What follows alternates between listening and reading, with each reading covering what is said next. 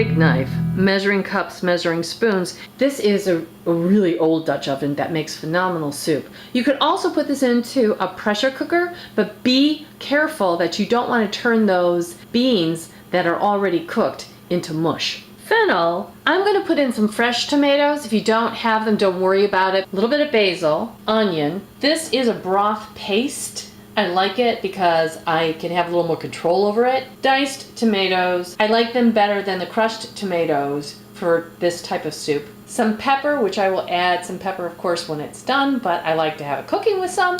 And then, because I want to make this a full meal, I'm going to add some cannellini beans. You could just leave those out if you just want to make this a simple appetizer of a soup. Oh, hello darlings, Nadiva here.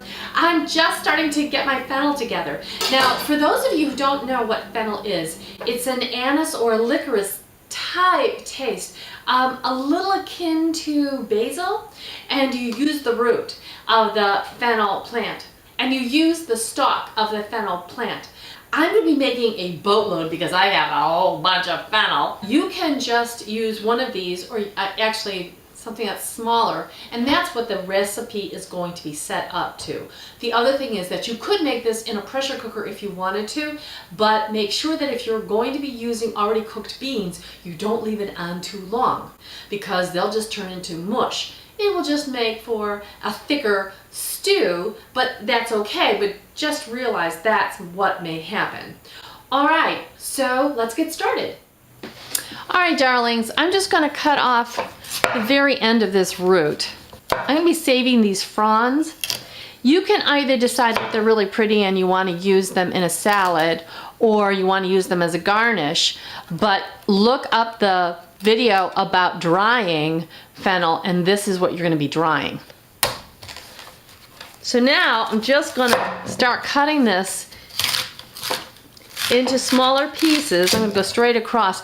Oh, I can just smell that already. Oh, it smells fantastic. This is where you need a big knife.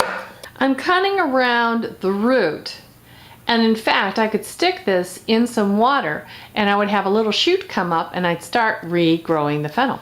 All right, darlings, now I'm going to put in my fennel and I want it to sear. I'm also going to add the onions.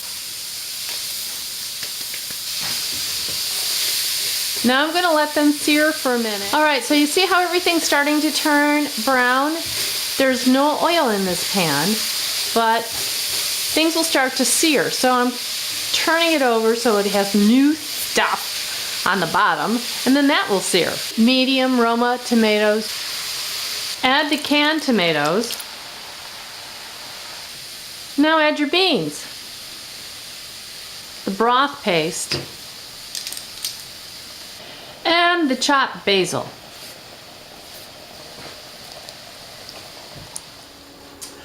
All right, darlings, I'm going to take my pot and I'm going to put it in the oven and we're going to bake it for about 2 to 3 hours. It's going to taste fantastic. You can put it on your stovetop if you want to do it that way. That's great also. But to me, it just goes in there, the pot stays closed, and I never have a bad soup. Oh, hey everybody, Marty Davey here. How you doing? Fennel. Well, especially in this soup, if you haven't been eating very many beans, you might be a little afraid of eating legumes because of the fact that they lead to a little tooting action.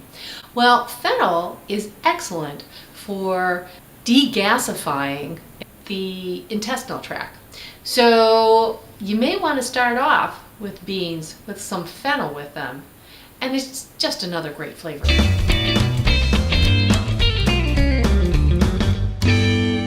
Alright, darlings, I just took it out of the oven, so it's going to be a little hot in the temperature.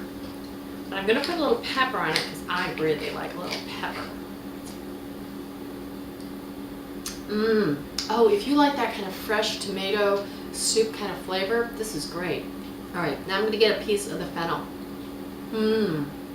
There's that kind of licorice flavor to it. Really yummy. This is going to be just perfect as an appetizer, or I can actually even put it on pasta or put it over barley. Sounds fantastic. I think I'm going to do that now. Goodbye.